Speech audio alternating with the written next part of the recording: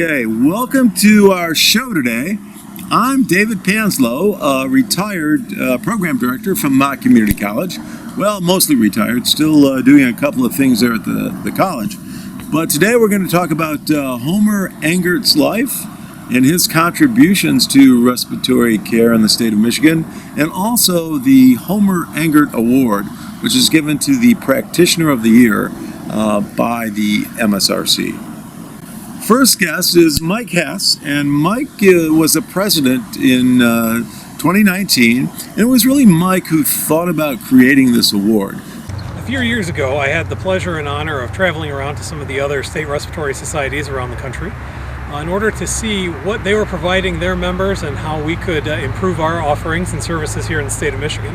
One of the things that I found was that many of our brother and sister societies were offering a Practitioner of the Year award, which was not something we had explicitly in Michigan. We had some awards for longevity or for career dedication and that sort of thing, but we didn't necessarily have an annual award celebrating the incredible good works that we do day to day here in the state. So that became a priority for the House of Representatives. At approximately that same time, we received word that one of our all-time greats, Homer Engert, had passed away. So we could think of no better way to honor his memory and legacy than by naming our new Practitioner of the Award after him, so that current therapists and future generations could be inspired and strive to achieve his legacy of leadership, dedication, professionalism, and lifelong learning. Leo Lewinsky is the former Director of Pulmonary Services at Munson Medical Center, but back then was known as Munson Hospital, and he's going to talk to us about some of his early recollections of Homer Engert and their times together. Hi, I'm Lee Olowinski. My real name is Leon Olowinski, and I was the Director of Pulmonary Services at Munson Medical Center in Traverse City for 40 years. I retired in 2010. Homer was very active at Bronson Hospital and had experience with neonatal intensive care units. And he had pediatric or neonatal ventilators. And one of the things I needed, because Munson, the hospital I worked for in Traverse City, wanted to start a neonatal intensive care unit. And as you know, CPAP and infant ventilation was very important, and we didn't have any yet. And so we consulted with Homer. He came up and talked about the Baby Bird and other ventilators that were available at that time, and got us going in the ventilation business. And we had, at that time, 2 pediatricians that were really interested in neonatal intensive care unit. And later on, we had one that had a physician that came to run the unit, to be active in the unit, who had NICU training. Homer was very active in representing the Michigan Society for Respiratory Therapy. He was a very good speaker. I used to invite respiratory therapists up to Traverse City, and Homer would be first on the list to come up. And he just loved speaking. He loved teaching doctors. He loved teaching respiratory therapists. He loved teaching nurses. He loved to discuss respiratory care. He was great to invite. Plus, I didn't have to pay him a stipend or anything. We just agreed that I would take him fishing, and he was happy with that. Also, Homer was real active in our licensure, state licensure, and he was very committed to help whatever he could to get the licensure passed. The other thing is he would love to discuss things, disease states, medications, respiratory, ventilation, anything to do with respiratory, anything to do with anatomy and physiology. He was just so brilliant that he would be fun to listen to and watch and get his input from. We were on the advisory committee to Ferris State University's respiratory program for quite a few years. Next, we've got Carl Hammond, and when I think about respiratory therapy education, especially early respiratory therapy education, I think about Carl. Carl was the first educator in the state of Michigan back in 1968 and was the program director of Washtenaw Community College, which was the very first RT program in our state. So Carl's got some interesting insights and things to say with respect to Homer and those times together. And first time I met him, I was up in a patient's room and we were resuscitating the patient. And I was bagging the patient. And this new guy walks in, says, "Hi, I'll take over."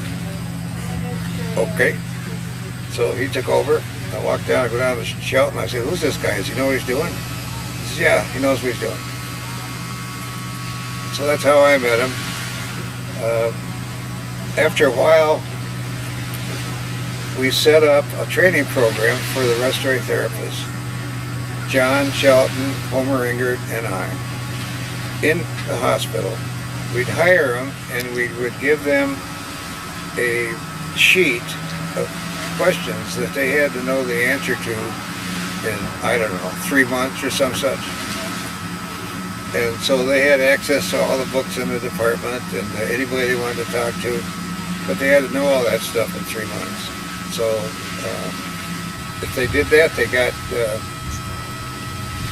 permanent status in the department. And then there was another one, another 6 months, that the same thing. Here's the questions, find the answers any way you want. They got a raise when they passed that.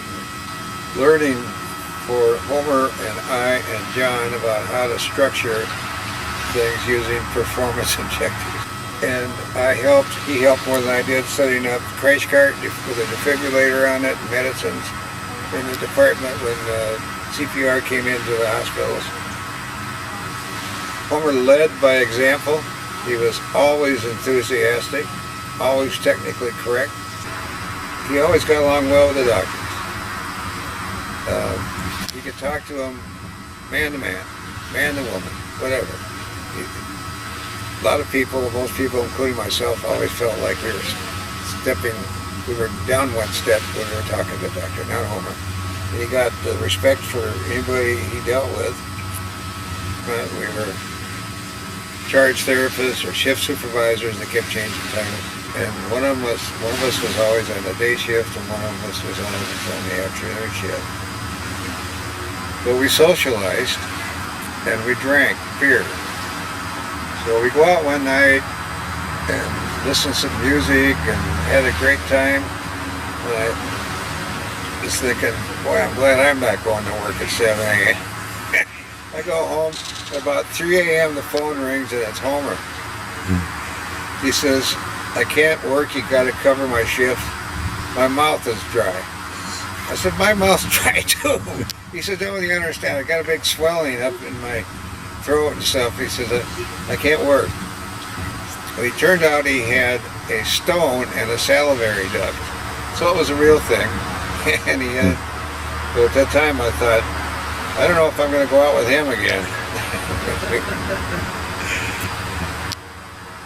We spent a lot of time at Jim Burt's cottage. Jim Burt worked with Homer and I as a respiratory therapist. And a lot of times when John Shelton would take a vacation, Jim Burt would be given the responsibility of running his department. Jim's parents belonged to a church on Crystal Lake near Frankfurt, and they were able to buy a cottage in the early 40s for, under $1,000. But he would have a bunch of us up, and we'd spend the whole weekend fishing and talking respiratory therapy. Lee came a few times, Jim Taylor, Homer, Bruce Bren, Rick Sundstrom, a bunch of people. And I think more valuable things were learned, especially by me, from Homer and the Kalamazoo group on those fishing weekends than elsewhere. Homer started out, in fact, when John Shelton died, Homer sent in comments, and I didn't print them. Didn't print all of them. One I didn't print was that he'll never forget that John Shelton hired him even though he was a high school dropout. I am sure he dropped out because he was bored stiff. He was a damn genius. In general, he led by example, and he set a good example.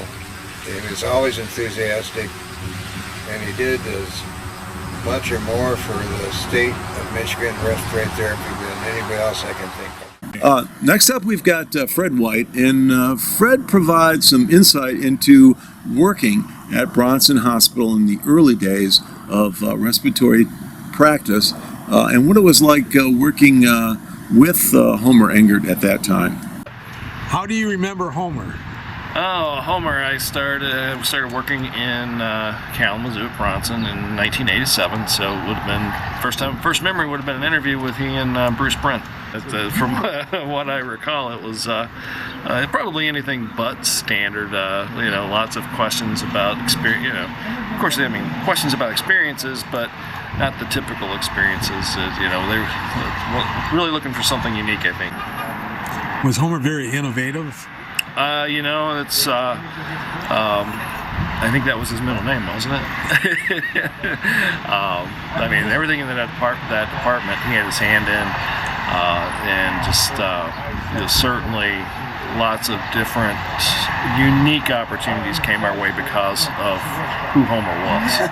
Probably late 80s, had an opportunity to go out and learn all about a new form of ventilation with Forrest Bird out at his ranch in Idaho, and that was all because of Homer, making that happen. It was a unique environment. It was a very good learning experience. I think it really was a nice springboard for a lot of people to go into a lot of different fields, whether it be nursing, some form of after RT, some people would springboard towards nursing, others went to PA school, others went to industry. So really springboarded a lot of us to other careers. Next, we've got three gentlemen that worked with Homer. I think you'll recognize the names, and I remember these gentlemen from early Sputum Bowl. Kalamazoo was the team, and so we've got Jim Taylor, Bruce Bren, and Rod Albrecht that will be sharing some things about Sputum Bowl, but also the practice of respiratory therapy back at that time. Here we are this afternoon in Kalamazoo, and we've got Bruce Bren with us.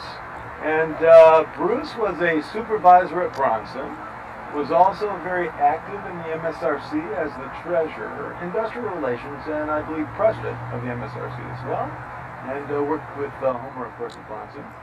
Next we have Jim Taylor, and so Jim, president of the Msrc, he was also the dean of health and sciences at Kalamazoo Valley Community College, and also was on the board of the AARC. And I better stop myself right there, because there's a long list of things that Jim did in his career and probably continues to do. And then Rod Albert was the clinical coordinator at KVCC, but also worked as a supervisor at Bronson with Homer there. And one of the interesting things that I know about Rod is that he has motorcycled in every state in the Union, except for one. And as soon as they build that bridge to Hawaii, I think he's planning on hitting Hawaii as well. He's been to New Zealand, he's been all over the place. And Jim, tell us about Homer. Well, I'll echo Bruce's statement. When I met Homer, I came over again from the Detroit area to interview for a supervisor job. Then he started talking. And my attitude changed tremendously about Homer, and that it was like, is this guy bright? So that was my initial introduction, and fortunately for me, he did hire me, and I had the great opportunity of working with him for years. Well, I came over in 1971, and Homer had asked his good friend, Carton, he had a couple of students that he might be able to hoodwink him with, driving over and spending the summer in Kalamazoo, and I was one of them. We got over here. My main reason I came over was I wanted to learn how to do Bennett's, take care of Bennett's. I've always been with birds since 1968. That's when I tore apart and said I was over put together. I got over here, and guess what Homer had me do starting on the very first day? Put some birds together. Hold the birds for us boys. And then Homer just was Homer. He tried to get you involved in everything under the sun. I guess I'll just share, my first meeting with Homer. And I think it was at an Msrc conference. And he was up on a stage, and there was a game called Speed'em Bowl. And I know that that's a topic kind of turning to the fun side of things. So if you can kind of, tell us maybe a memory of the famous Kalamazoo Speed'em Bowl team. Well, my first experience with the Kalamazoo team was Homer, Bruce, and Jim were the team. I was supposed to be like the fourth at the time. We were in a car heading over to Detroit, probably the Dearborn Hyatt at the time. And as we typically did, we were always talking shop. And Homer, just out of the clear blue, said, you guys ever heard of Speed'em Bowl? No, never heard of it. And it was basically it's this game where they ask questions and you answer them, whoever gets the most points. Would you guys ever be interested in doing that? Bruce and we both responded, yeah, what the heck. We can give it a try. That's great. Our first match is in an hour. I mean, that's basically the introduction to it. One of the other things that we did on the way to Detroit is we stopped for lunch at a pub. Probably had one too many cocktails in that process. So that first match we showed up for, in addition to being the first time we ever played the game, it also was running a little bit loose. Other than the story that you just told about us driving over and getting introduced for the first time playing Speed'em, or even what Speed'em was, and even with his description, we had no clue what we were getting into. Many other things that I remember was just once we got up on stage, we kind of had a plan. Homer was always in the middle. We were both sides of him, and then questions would get asked to us, and many times we buzzed in early. We had no clue some of the time what the question was going to be about. But Homer, then, just by hearing the way the question was being developed, anticipated a lot of times what the question was. Jim and I would be feeding him information on either side of what we might think it is. But then he would take it from there, and he was the one who always responded and always answered for the team. Because he just had that ability to perceive what the information was that they were asking. Homer clearly saw the role that licensure could play in respiratory. I don't even remember how long it took from the time we started working on licensure. I think Al Moss was president at the time that the licensure was passed. But we started, we were one of the first chapters of the AARC to start pursuing licensure, and we were one of the last 3 to get it.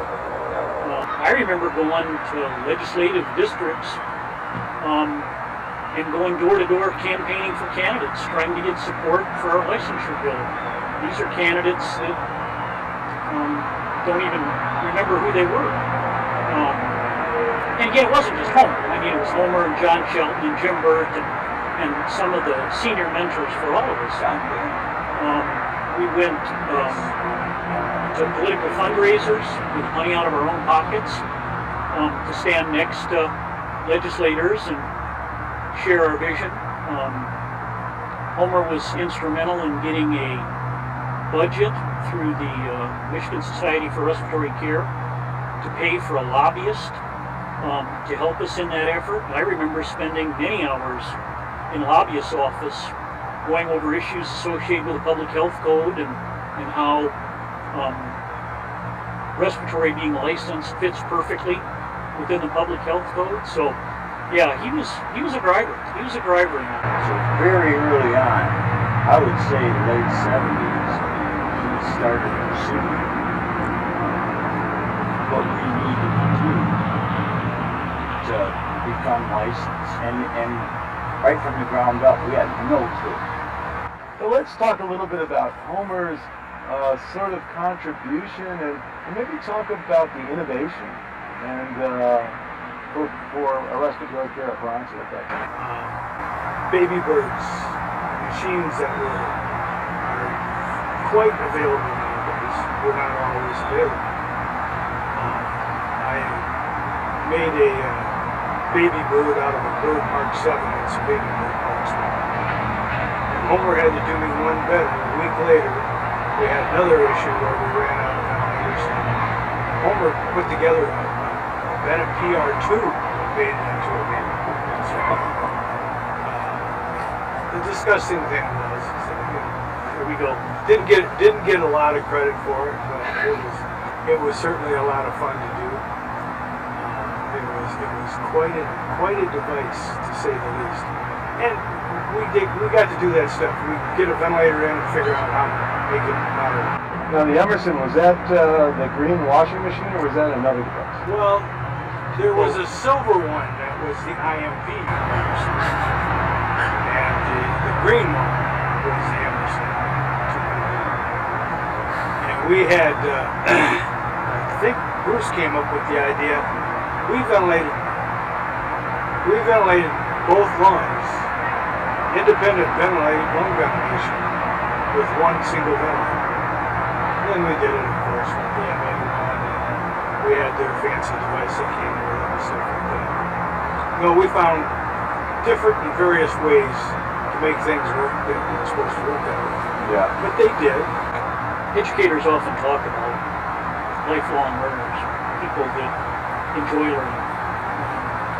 I think that not only described Homer's educational philosophy, but I think that's the same philosophy he imparted on those around him. That he was constantly willing to talk shop for hours and hours at a time. He got all three of us very early on involved in teaching advanced cardiac life support. At the time, only physicians were instructors. Somehow, Homer found a way to break that mold. There were about 4 or 5 of us that were deeply involved in it. We all taught residents. We were talking beforehand, and usually once or twice a year, one of us would end up at grand rounds talking about patient management techniques in intensive care units. So he was just somebody who always pushed you to learn more.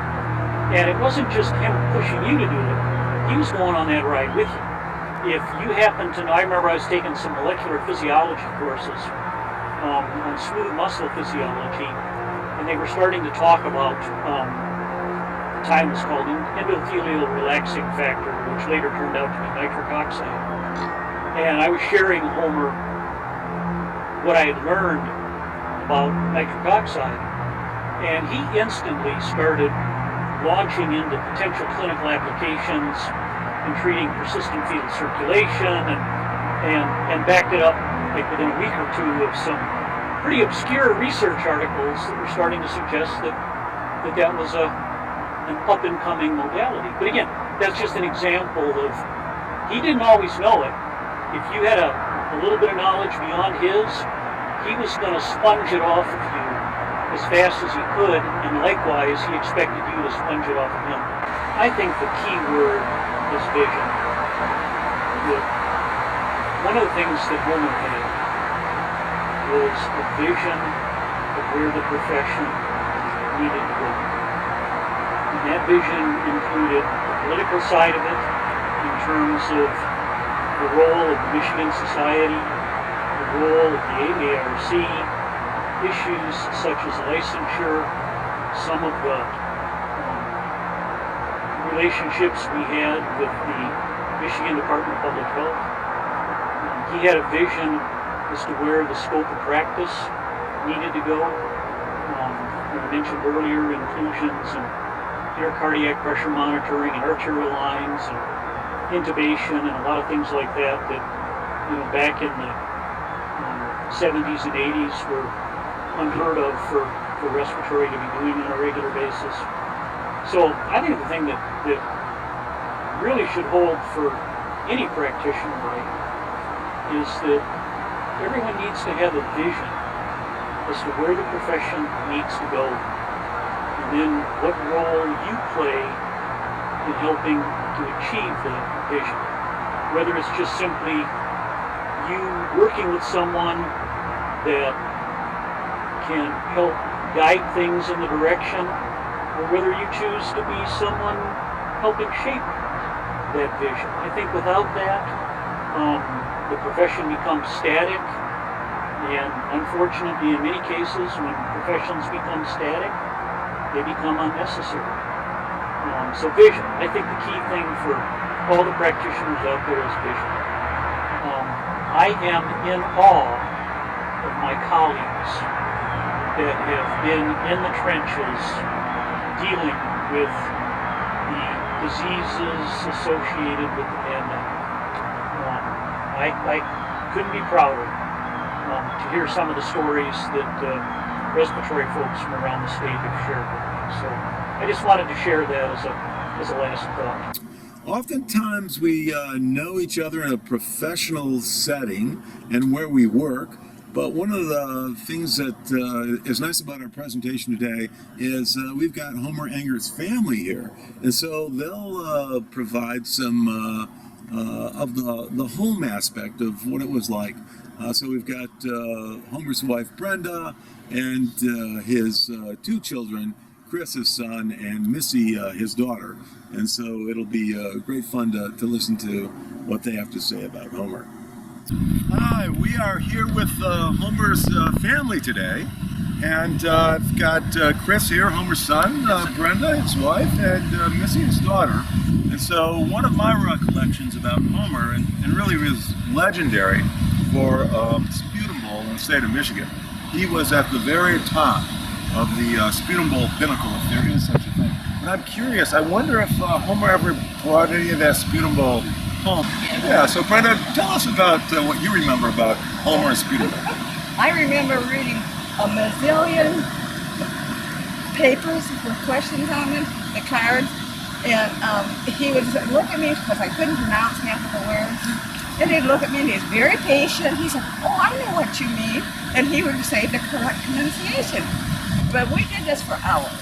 But he just loved this. He loved the competition. He loved having fun. Because there were teams in Michigan that were frankly afraid to play Kalamazoo. You know, that was the name of the team that your dad was on. So, Missy, were you involved in any? Do you have any Sputum Bowl stories for us? I probably wasn't involved that much. Apparently, I did a lot of reading for them, but I was fairly young, and I messed up a lot of words, and my dad did find it quite amusing on the way I like to do things. And I've got a lot of my dad's personality when it comes to competition in there, so I'm sure I gave him a little bit of a hand. Yeah, some of the memories you have. Absolutely. He's an awesome dad. He's a motivator. He put up with me when I want to go my own way a little bit, but he was a huge motivator. I did not like playing Clue with him as a child because when he played Clue, he wouldn't use the papers and he would just play, wouldn't say a word, and win every single game without any cards or anything. The man he had a photographic memory. He did indeed. Yeah. And no cards ever. So playing games with him was always a struggle. I do remember all of the guys at our house one time. It was the crew he worked with when they were downstairs playing darts. Remember? We were playing darts, they would play darts in pool, and it was a lot of fun. And one accidentally fell on our golden retriever's eye. Ouch. And they all had to stop and get Ginger to the hospital. But he was a great guy to work up with. I am now an RN. He was a great motivator as far as me getting into the medical profession. He was fun to study with, I think, for that, because he knows a lot about this stuff. And I always could go to him with all of my questions. Yeah, I bet he was very helpful, as far as being in the medical field as well. He was. He had so much knowledge. So Chris, do you have some stories about your dad? Not necessarily about, spittle bowl or the medical thing, but yeah. Yeah, well, yeah, my sister said it well. He's one of these very humble man. So all these awards, stuff he's got, he never bragged about it. Never. And I found out later in life how well respected he was. But I knew that as a father and a dad, how he taught me the lessons of life, really, nice to people, nice to animals. Yeah. One of the big ones I still struggle with and get better is don't be afraid to make mistakes. Always telling me that kind of stuff. So just the lessons of life is what he taught me. So it was an honor to have him like that. Yeah, very good. Brenda, it looks like you've got something to share with us. To share about was his patience. Oh, he was the most patient man I've ever met in my life. With my daughter, with my son, he never lost his temper, and he would sit for hours with you, and you too, he never got angry or he get frustrated sometimes, but he never showed him the anger, and the patience he had was just phenomenal. That's interesting that you say that, because I cannot remember, now that I'm thinking about it, I never saw him upset. No. There would be certain issues we would debate in the House for the Msrc, the Michigan Society for Respiratory Care, and he would certainly be able to make a strong point and back it up. And sometimes there were other people that would make a strong point and they had their own sort of evidence and stuff like that. But there was never any anger, there was never any anger with him at all. I cannot remember a time when I've ever seen my father, upset really about anything wrong. I know later on in life, and me and him were flipping houses. He was helping me remodel houses and something. I would lose my mind with some of these things. It's strong. It could be like, I don't know how to do this. I'm giving up. Don't worry, we'll figure it out. That kind of stuff. So very calm. He had a lot of patience. It's just a good way to put it. Patience with everything. And he did. I'm a debater. I have a lot of my dad in me. I love a good argument. And my dad is a debater too. But he will let you go back and forth with the argument. He will listen, and he would at least acknowledge the fact you don't have to agree to disagree. But he was so patient. Yes, I learned a lot. I have another thing I like to share. When Chris was playing Little League in baseball, and Homer was the coach, and for a while, and I watched him with the kids, and he was always doing it with a smile, and I never seen him yell or scream at him. But then the funniest time he was being an umpire, the different coach, John, and they called him out, and John, the coach, is holding a fit. And so Homer had to throw the coach out of the game. So I remember that. I do. So, and he was smiling all the time, but he literally had to throw a Little League baseball coach out of the game. I remember that. That's funny. Sometimes you got to do what you got to do, right? When you're in one of those particular positions. I would like to just say one thing. Over the last few months, we've heard the phrase over and over, lives well lived. Homer's well lived. Indeed. So, okay. Well, hey, thank you so much for coming out to the park today and sharing some really personal memories of Homer, something that we, haven't really had a chance to hear about.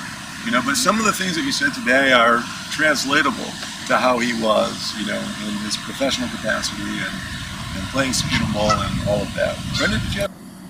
We've got a memorial award that's going to be presented, I should say, to the Engert family, and this will be by Nick Prush, the current Msrc president, as well as Mike Hess, that will provide the award. There will also be a proclamation to Homer's family in appreciation for all the contributions, the many, many contributions that he provided to the practice, the profession of respiratory therapy.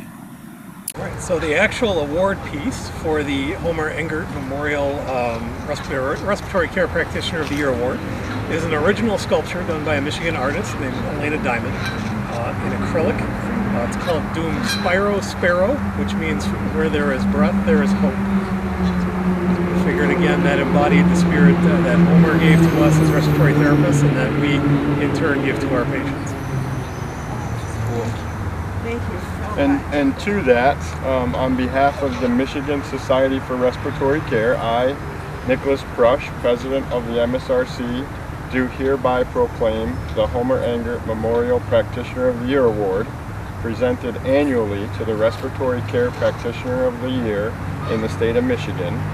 Whereas the Homer Engert Memorial Practitioner of the Year Award be given its name to honor Homer Engert, RRT, and whereas the award symbolize the passion, commitment, and dedication Homer Engert provided to the profession of respiratory care throughout the state of Michigan. And whereas the recipient of the award exemplify a similar commitment to the profession of respiratory care throughout the state of Michigan. And whereas the Michigan Society for Respiratory Care recognize the recipient annually. And now therefore I, Nicholas Prush, President of the Michigan Society for Respiratory Care, do hereby proclaim the Homer Engert Memorial Practitioner of the Year Award be awarded annually in the state of Michigan to the Respiratory Care Practitioner of the Year. That is a proclamation that will go in Homer's name. Thank you. Thank you. And I have a copy for each one of you. And so it is our pleasure and honor to present the Homer Engert Practitioner of the Year Award. Thank you. I thank you very much. So much. Thank you. Something your dad would be very proud of. So thank you all so much. What many of the respiratory therapy practitioners had to go through this COVID pandemic year. Everyone, I want to thank everybody for their commitment during these trying times toward patient care. The tireless effort that you've shown across the entire state of Michigan, the commitment to our profession, the commitment to our patients, it hasn't gone unnoticed. And giving that, at the Michigan Society for Respiratory Care, we have the Homer Engert Memorial Practitioner of the Year Award. To that accord, and given everything during this pandemic, this year's award for the year 2020, the entire state of Michigan, every respiratory therapist is being awarded the 2020 Homer Engert Practitioner of the Year Award.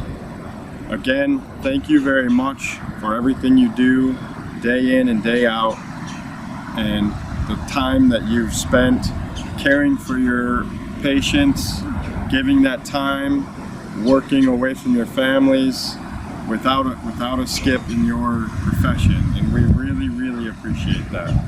Thank you.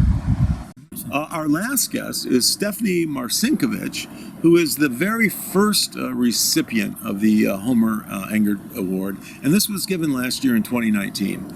And I think as Stephanie shares some of her thoughts, you'll see why she's most deserving of receiving this particular award. Hi, my name is Stephanie Marcinkovich. I am the Human Patient Simulation Lab Coordinator for Macomb Community College. I'm also one of the district reps for the MSRC, and I am the 2019 Homer Engert Practitioner of the Year Award recipient.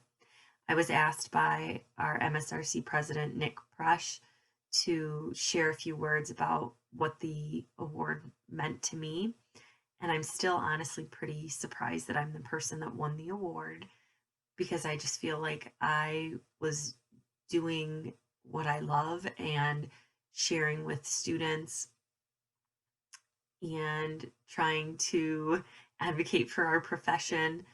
When we started the interprofessional project at Macomb Community College in 2017, we started with 8 students and a hope and a prayer. And I asked the faculty who jumped on board, and Lori Niemer, who nominated me, was one of those faculty. And I said, if you can just get me 2 students in this room, I promise we can make an impact.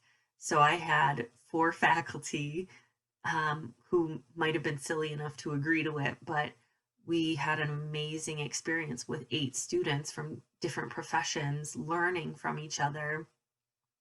And for me, that was something that I really struggled with when I graduated as a brand new RT, was nobody really knew what I did. My friends didn't know, my family didn't know. So I wanted to make darn well sure that everybody in the healthcare setting knew what a respiratory therapist was. So the project started maybe as a little bit of a selfish backdrop so that I could get the word about respiratory therapy out there.